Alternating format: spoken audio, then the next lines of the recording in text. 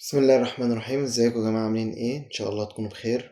رجعنا لكم بعد غياب فترة كبيرة. اول حاجة طبعا كل سنة وانتم طيبين بمناسبة شهر رمضان الكريم. رمضان مبارك عليكم جميعا، يا رب يجعله شهر كريم وسعيد عليكم. حاولوا تستغلوا الشهر ده على قد ما تقدروا. الشهر ده ما يجيش الا مرة واحدة بس في السنة، فيعني اتوصوا بالشهر ده كويس قوي. استغلوه على قد ما تقدروا. دعواتكم كلها ادعوا بيها، صلوا قيام الليل. حاجات طبعا مش هوصيكم يعني على الشهر ده. تمام. النهارده بقى عندنا فيديو جديد في سلسلة كورس نيكست، ان شاء الله هو هيكون اخر فيديو في الكورس بتاعنا. هو مش اخر فيديو في الكورس بتاعنا، هو اخر فيديو في المرحلة الحالية من الكورس. لان زي ما اتفقنا او يعني زي ما قلنا برضه على قناة التليجرام. لو انت طبعا مش عليها، فانا سايب لكم اللينك في الديسكريبشن، وممكن اسيب لكم برضه في اول كومنت. لان زي ما اتفقنا وقلنا على قناة التليجرام ان احنا عندنا الكورس متقسم على مرحلتين. فاول مرحلة احنا دلوقتي بننهيها بالفيديو اللي بتاع النهارده ده. تمام. بعد كده نبدأ بقى في مرحلة تانية من الفيديو، هنكمل فيها بقية مرحلة تانية من الكورس هنكمل فيها بقية الكورس بتاعنا. ولكن طبعا الكورس بتاعنا اصلا احنا شايفين ان هو رايح في حتة ادفانسد شوية. فالحتة الادفانسد ديت هيكون ليها مرحلة خاصة بيها، هنتفق عليها واقول لكم كل التفاصيل بتاعتها ان شاء الله قريب جدا. تمام. ولكن احنا النهاردة ده آخر فيديو في المرحلة الحالية في الكورس بتاعنا. اللي جاي هيكون عبارة عن مرحلة تكملة للكورس، ولكن مرحلة مختلفة شوية. تمام. فخلينا نبدأ في فيديو النهاردة ونقول بسم الله.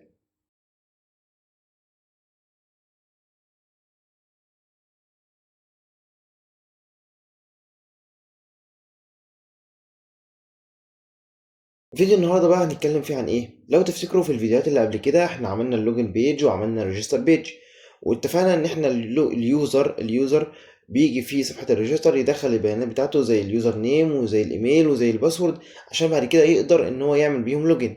وبرضو عملنا شوية فحوصات كده او شوية حاجات نتأكد منهم. خلينا نكبر كده الاديتور بتاعنا.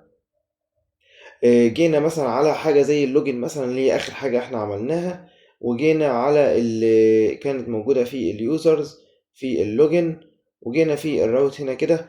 هنيجي نبص نلاقي احنا عندنا حاجة اسمها اللي خلينا بس اجيبها لكم. طبعا هنا عملنا الفاليديشن، وبعد الفاليديشن اتأكدنا ان اليوزر ده موجود عندنا ولا لا. عشان لو موجود، عشان لو مش موجود عندنا يبقى اليوزر محتاج يعمل اول ايه ريجستر. تمام. ان هو طبعا ما عندوش اكونت فيحتاج ان هو يعمل ريجستر الاول. طبعا وبعد كده اتأكدنا ان الباسورد اللي هو دخله هو نفس الباسورد اللي موجود عندنا في الداتابيز ولا لا. تمام. وبعد كده رحنا عملنا حاجة اسمها التوكن. التوكن بتاعنا اللي احنا عملنا له جنريت ب لايبراري لو تفتكروا. تمام. خلينا نجيبها كده من اليوتيلز جنريت توكن. عملنا الفانكشن ديت او عملنا الميثود ديت اللي بتعمل جنريت توكن. بنجنريت التوكن منين؟ من المكتبه او لايبراري اسمها جي دبليو تي، بتعمل جنريت للتوكن بتاعنا. بنبعت ليها البيلود زي اليوزر نيم وزي الاي دي وزي اي بيلود احنا بنحدده احنا عايزين نبعته. تمام. ويروح يتخزن عندنا في الجي او الجي دبليو تي، بتاخد البيلود ده وتروح تشفره لنا وتعمله لنا توكن. والتوكن احنا قلنا هو كل يوزر بيكون ليه التوكن الخاص بيه. تمام. عشان ده هيكون بداية لشرح النهاردة. ايه بقى شرح النهاردة؟ شرح النهاردة هي حاجة مهمة جدا في عملية الاوثرايزيشن. يعني ايه برضو؟ انا دلوقتي كوليد مثلا انا هعمل لوجن بالايميل بتاعي. هل من الممكن ان وليد ده يقدر ان هو يمسح اكونت حد تاني وليكن مثلا اسمه احمد؟ يعني مثلا انا عندي على الويب سايت بتاعي في عندي تو يوزرز عليه، تو يوزرز عندي على الداتابيز بتوع الاكونت. عندي وليد وعندي مثلا احمد. هل ممكن وليد ده يقدر يحذف الايميل بتاع احمد؟ طبعا لا، ده ما ينفعش. هل ممكن وليد يقدر يحذف البوست اللي احمد نشره؟ طبعا لا، برضه ما ينفعش. هل ممكن وليد يقدر يحذف صورة مثلا او ايا كان الحاجة خاصة بيه يوزر تاني؟ طبعا ده ما ينفعش. وده طبعا احنا هنطبق عليه مثال النهاردة. هل يمكن ان مثلا يوزر معين الاي دي بتاعه مثلا وليكن 2 يقدر يمسح اكونت بتاع يوزر تاني الاي دي بتاعه مثلا 3 او 4 او 5؟ لا طبعا ده ما ينفعش. وده طبعا اللي احنا هنعمله النهارده. احنا هنخلي او هنعمل الديليت ميثود الميثود ديت بتخلي اليوزر اللي الاي دي بتاعه 2 ما يعرفش يمسح اي اكونت تاني الا الاكونت بتاعه هو، اللي الاكونت بتاعه اللي بتاع اليوزر اللي هو الاي دي بتاعه 2. يبقى انا دلوقتي محتاج ان اليوزر اللي عامل لوجن اخد التوكن بتاعه علشان اتاكد ان لما فك تشفير التوكن ده وارجع منه البيانات بتاعته واجي ابص على الاي دي، الاقي ان الاي دي ده هو نفس الاي دي بالظبط اللي عامل لوجن. فبالتالي اقدر فعلا اسمح له ان اليوزر اللي عامل لوجن ده فعلا يقدر يعمل اي حاجه خاصه بالاكونت ده، لان الاكونت ده بتاعه هو. تمام، دي الفكره العامه اللي احنا هنبني على الفيديو بتاع النهارده. خلينا بقى نبدا في الديليت ميثود بتاعتنا. هنيجي على الفولدر اللي هو الاي بي اي، هعمل فيه نيو فولدر جديد وهسميه مثلا بروفايل.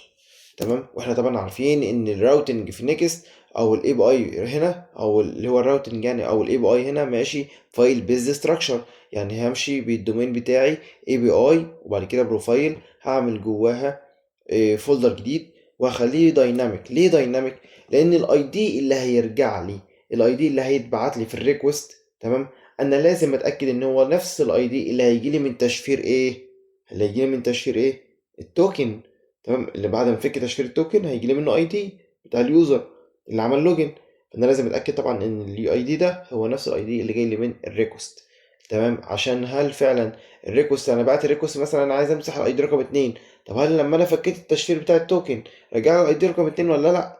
لازم يرجع لي رقم 2 عشان اقدر امسحها، عشان اقدر اعمل العمليه. لو ما رجعليش رقم العمليه، لو ما رجعليش نفس الاي دي، يبقى العمليه دي مش هتتم. عرفنا ليه؟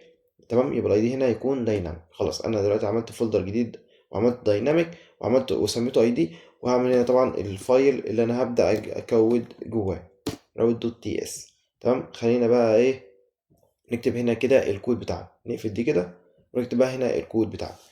تمام، اول حاجه بنعملها ان احنا بنستدعي عندنا حاجتين مهمين جدا اللي هما النكست ريكوست، تمام، والنكست ريسبونس، تمام، من النكست سيرفر. تمام، دول بنحتاجهم طبعا في كل بروجكت او كل حاجه احنا بنعملها. تمام، خلينا دلوقتي بقى ايه، انا هل يمكن ان انا اقفل ده؟ ماشي، ما علينا. خلينا دلوقتي نبني الفانكشن بتاعتنا بقى او الميثود بتاعتنا. هنعمل طبعا اكسبورت كونست ديليت، لان طبعا هنعمل ديليت ميثود. طبعا الديليت ده ميثود هتكون اسync فانكشن، تمام، بنبنيها كده. تمام، الاسync فانكشن انا هيبعت لي فيها الريكوست. تمام، الريكوست طبعا بيكون من التايب اللي هو next request. تمام، وبرضه هيجي لي في البرامز هيجي لي الاي دي، فانا لازم دلوقتي اقول له ان انا عندي حاجه اسمها البرامز. تمام، البرامز ديت برضه هندي لها تايب او انترفيس ايا كان يعني. تمام، واحنا قلنا ان الاثنين نفس النوع، فانا هسميه كده انترفيس. تمام، الانترفيس طبعا هعمل اي كابيتال وهسميها بروبس، وهقول له ان انا عندي حاجه اسمها برامز، تمام. البرامز ديت هيرجع لي فيها الاي دي، الاي دي طبعا ده هيكون نوعه string. تمام، بالظبط كده. وهقول له بقى ان انا هاخد دي كده، اخدها كوبي واحطها assign لده كده as a type. تمام، يبقى انا كده ماشي، كل خطواتي مظبوطه لحد دلوقتي ببني الميثود بتاعتي. بس هبدا بقى ان هنا كده ابني الميثود بتاعتي انا محتاج اعمل فيها ايه؟ اول حاجه محتاج ان انا اجيب الداتا اللي هتكون في الريكوست. تمام، الداتا هي اللي جايه في الريكوست. طيب الداتا اللي جايه في الريكوست ديت انا محتاج ان انا اقول له هنا كده ان انا عندي اول حاجه هعملها خالص ان انا اشوف اليوزر اللي هيجي لي من الداتابيز. تمام، اليوزر اللي هيرجع لي، يعني اليوزر اللي موجود عندي في الداتابيز ده اللي انا هرجعه بناء على الاي دي اللي اتبعت لي هنا في البرامز. تمام، فانا اول حاجه هقول له ان انا عندي كونست يوزر، انا عايز اجيب اليوزر اللي الاي دي بتاعه اللي جاي لي من الريكوست. تمام، فانا اقول له كده هنا await بريزما، وطبعا لازم اعملها import دوت يوزر دوت، لا انا مش عايز بقى ايه، انا مش عايز ديليت، انا عايز اعمل له find unique. تمام، انا عايز اليوزر اللي الاي دي بتاعه where، اللي الاي دي بتاعه هو نفس الاي دي اللي موجود في البرامز دوت اي دي. تمام. فانا دلوقتي بقول له ان انا عايز اليوزر اللي الاي دي بتاعه هو نفس الاي دي اللي موجود فيه ابرامز. بس طبعا انا لازم احول دي، فانا هشيلها واخليها بارس انت. تمام، واعمل قوسين واحط ابرامز دوت اي دي. تمام كده انا جبت اليوزر اللي الاي دي بتاعه ده هو نفس الاي دي اللي هيتبصى لي في الريكوست. طبعا لازم اتشيك هل فعلا اليوزر ده موجود ولا لا، فانا لازم اتشيك اقول له لو اليوزر ده مش موجود، طبعا انا نفيت بعلامة التعجب اللي انا حاططها، فهرجع له return next response. تمام دوت جيسون عشان ارجع له مسج. المسج دي بتقول لي المسج، تمام، دي بتقول لي ان اليوزر not found. تمام، وعايز طبعا ارجع له الستاتس كود بتاعنا اللي هو الستاتس كود اللي بيكون 404 اللي بيدل ان الحاجة دي مش موجودة. تمام، ان اليوزر نوت فاوند. طبعا انا دلوقتي خلاص رجعت اليوزر من الداتابيز. والله لو اليوزر ده مش موجود رجع لي ان هو نوت فاوند. طب لو موجود، بقى هبدأ ادخل على المرحلة اللي بعدها. المرحلة اللي بعدها بتقول لي ان انا لازم بعد ما اتشكيت خلاص ان اليوزر ده اوريدي موجود عندي، ابدأ بعد كده اشوف التوكن. اللي هو من خلاله هبدأ اتشيك هل فعلا اليوزر ده هو نفس اليوزر ده ولا لا. صح، فهاجي هنا كده اقول له ان انا عندي كونست، وليكن مثلا توكن الاوث توكن. تمام، اللي هو التوكن اللي هيكون اللي من خلاله انا هتشيك الاوث. طبعا ده بيجي لي من الريكوست دوت هيدرز. لان انا هقول لك ليه، لان انا طبعا لو جيت هنا كده على الاي باي ده كده اللي احنا بنتست عليه، وجيت هنا كده هاجي ابص الاقي التوكن ده المفروض بعد كده ان هو هيجي لي هنا كده. لو جيت عملت اند بوينت وانا ببعت الريكوست، يعني بص انا هقول لكم الريكوست بيتم ازاي. انا هاخد ده كده كوبي وهاجي هنا كده وهعمله هنا كده بيست. طبعا احنا عندنا خلاص دي بقت بروفايل، ومن البروفايل هروح على الاي دي. وليكن مثلا دلوقتي الاي دي 2. ماشي، انا المفروض ده الريكوست بتاعي. تمام، طبعا ده هتكون ديليت ميثود. ده شكل الريكوست بتاعي، ولكن الريكوست بتاعي ده لازم ابعت مع الهيدرز. خد بالك، مع الهيدرز ابعت حاجه اسمها هنا كده اوث توكن. تمام، واحط الفاليو بتاعته هنا. الاوث توكن ده هو من خلاله اللي هيتبعت مع في الهيدرز مع الريكوست. ده اللي من خلاله هبدا بقى ايه افك تشفيره واشوف هل هو فعلا نفس التوكن زي ما احنا قلنا. اللايف سايكل بتمشي ازاي. تمام، فانا الريكوست ده بيجي لي منين؟ بيجي لي من الهيدرز. الهيدرز يعني الاوث توكن بيجي لي من الهيدرز اللي موجوده في الريكوست. تمام. فريكوست دوت هيدرز. خلاص انا دلوقتي جبت الريكوست دوت هيدرز. بعد كده بقول له جيت عشان اعرف اجيبها. تمام، وبجيبها بالاسم بتاعها. تمام، ويبقى انا كده خلاص جبتها. تمام، الريكوست ده اللي هو الاوث توكن ده هيرجع لي على از طبعا string، لان هو توكن في الاول في الاخر. هو توكن، والتوكن زي ما احنا شفنا شكله قبل كده. يعني مثلا لو رجعنا هنا كده وبصينا هنا هو string. تمام، ده التوكن هو string. تمام، بعد كده ابدا اتشيك بقى. هقول والله اف هل الاوث توكن ده فعلا، يعني هل فعلا في اوث توكن ولا لا.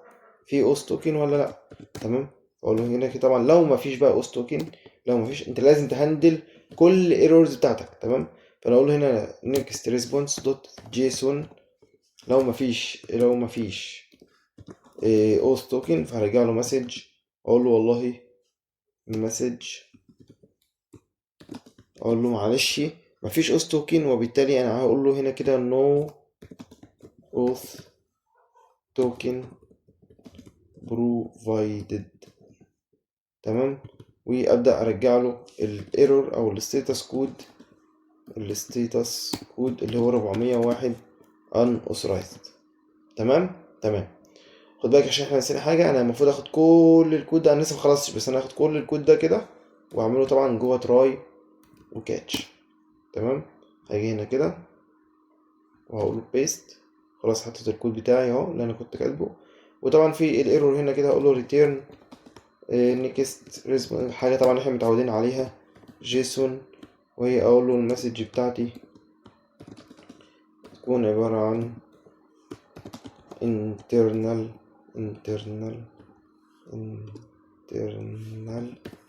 سيرفر ايرور. تمام، واجي هنا كده واقول له ان الستاتس كود يكون 500. تمام. خلاص ارجع بقى اكمل الكود بتاعي عادي جدا. انا بس عايز اقفل ده، يعني اقفله منين؟ ويقفل كده. تمام، عشان الاي بتاعنا ده يقفل خالص. ارجع بقى تاني للكود بتاعنا. تمام، انا خلاص دلوقتي رحت جبت اليوزر من الداتابيز، شكيت اليوزر ده فعلا موجود ولا لا. والله خلاص لو مش موجود رجع له مسج. طب لو موجود هنرجع نروح نشوف التوكن اللي جاي لي من الريكوست بتاعي. هل فعلا في توكن جاي لي من الريكوست ولا لا؟ لو مفيش قول لي ان مفيش توكن. طيب لو في بقى، لو في توكن وفي يوزر، يبقى المرحله اللي بعدها ايه بقى؟ المرحله اللي بعدها ان انا دلوقتي محتاج ان انا افك تشفير التوكن ده. تمام، انا خلاص انا عندي توكن اوريدي، يعني انا اوريدي دلوقتي انا عندي توكن. خلاص بقى انا دلوقتي محتاج ان انا افك تشفيره، فهقول له كونست مثلا يوزر توكن، واقول له مثلا انا هفكه باللايبراري اللي هي جي دبليو تي من الجيسون ويب توكن. فانا لازم طبعا اعمل لها امبورت هنا كده، اقول له امبورت JWT from JSON ويب توكن. تمام، خلاص عملت لها هنا import اهي. هاجي هنا كده قلنا ان جيسون اللي هي JWT دوت، هاجي عندي فانكشن اسمها verify ديت اللي من خلالها هقدر ان انا افك تشفير التوكن بتاعي. تمام، وهبعت له خلاص الاوث توكن، اقول له عشان ده اللي هتفك تشفيره. طب هتفك تشفيره بناء على ايه؟ انا عايز دلوقتي اشوف، بقول لك هنا عايز ايه؟ الكي، عايز السيكريت كي اللي احنا كنا، لو فاكرين ان احنا كنا مجهزينه. نجيبه منين؟ كنا حاطينه في دوت انف، فهنقول له عشان طبعا هو موجود في دوت انف، فاقول له بروسيس دوت انف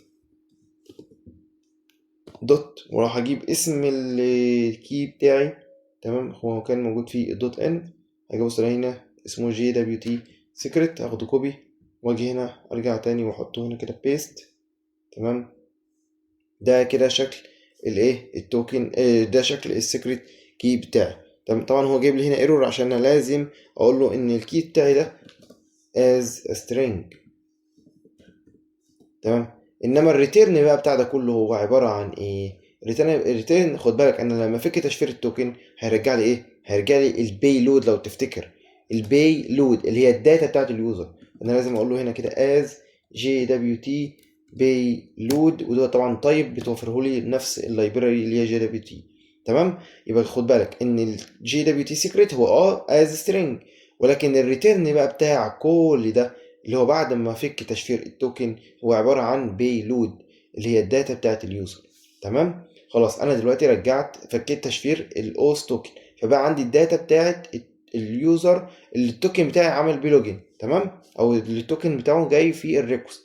بعد كده هبدا اقارن بقى، ابدا ادخل بقى على عمليه المقارنه. خلاص انا دلوقتي معايا اليوزر ومعايا اليوزر اللي انا جبته من التوكن. ابدا بقى تشيك هل فعلا اليوزر اوث توكن، اليوزر توكن ده دوت اي دي هو نفسه اليوزر دوت اي دي. تمام، لو الاي دي ده هو نفسه الاي دي ده، ساعتها بقى ايه كده؟ خلاص بقى كده، خلاص انا كده حسمت الموضوع بتاعي. تمام، انا خلاص لقيت دلوقتي ان اليوزر ده هو نفس الاي دي ده. تمام، او اليوزر اوس توكن ده هو نفسه يعني التوكن ده رجع لي اليوزر اللي الاي دي بتاعه مثلا 2، وانا فعلا اليوزر اللي جبته من الداتابيز هو اليوزر فعلا الاي دي بتاعه 2. خلاص بقى ساعتها اقدر ان انا اعمل عمليه الديليت بتاعت اويت ديليت، او اويت لا بريزما دوت يوزر دوت ديليت.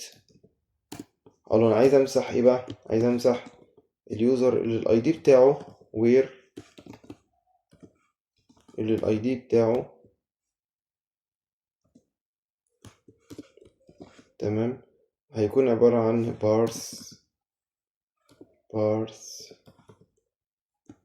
انت للبرامز دوت اي دي.